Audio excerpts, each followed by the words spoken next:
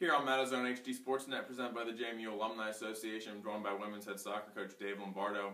Coach, tough way to end the season, but you've had a little time to relax and look back on it. What are your thoughts on Friday's game against Hofstra? I don't know if relaxing is exactly the word I would use. It was an exciting game to be at. If you were a spectator and you liked offensive-minded soccer, it was a great game to be at. I mean, it's a shame that somebody had to lose that game. Both teams were wide open, and as I said to you a few minutes ago, I can't remember the last time, if ever, we scored 3 goals and lost the game. So it's usually one of those circumstances that when your offense is clicking like that, you're usually going to win that game. You know, we picked the wrong team to try to get into a slugfest with. They have 2 of the best strikers in the conference, 2 of the best strikers in the country, and they ended up just outgunning us. So it was unfortunate. It was an exciting season for us.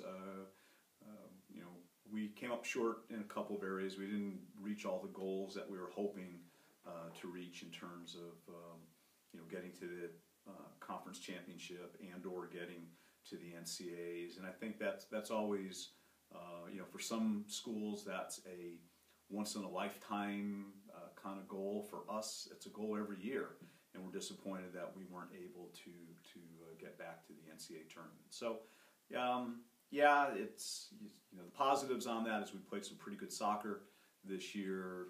The negatives is that we were a bit inconsistent and didn't help ourselves out from the timeliness standpoint of winning the important games when we needed to do that. On a happy note, the CAA all-conference teams were released last week. 2 players first team, 2 players third team, even a rookie. Right.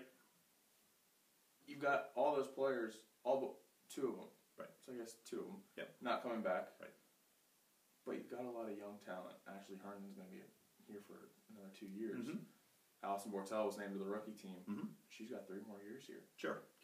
Yeah, and that's what you look at. I mean, that's the big difference between college and pros. You don't get to hang on to people forever. It's just the natural evolution of you rotate kids out every 4 years, or if there's a 5th-year senior in that. So, we're disappointed that we weren't able to give our seniors a good exit this year, but they really fought back. 2 years ago we had 2 and 3 years ago we had 2 of our worst seasons ever, and they really kind of drew a line in the sand and said, we're going to change that around. The last 2 years we won 27 games, and that's pretty good. With the kids that are returning, we've got a lot of work to do in the off season.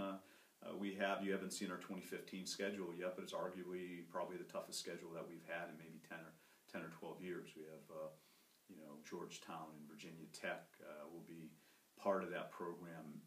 We're at Maryland. We have LaSalle.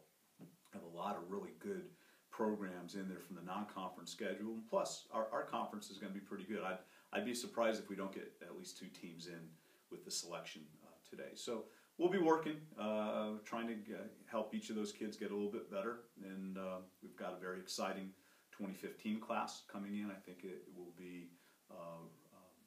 There are 9 players in that. I think there's going to be 4 or 5 of those players that will factor into the mix fairly quickly, and I think it's important that they do. So, we've got an exciting future in front of us.